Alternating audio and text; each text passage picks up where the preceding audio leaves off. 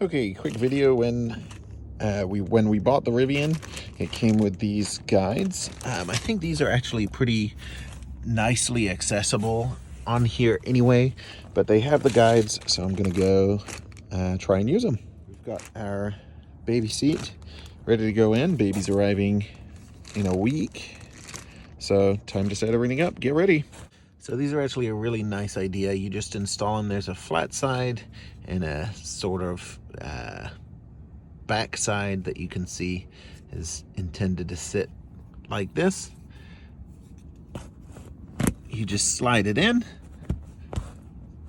like so, and now it's super easy to clip and unclip seats from these. All right, so we're just gonna slide in the base and then they just slip right in. Ta-da! Nice. So our baby seat is at the right level there.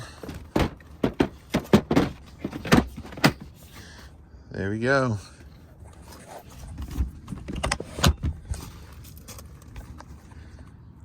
Ready to rock.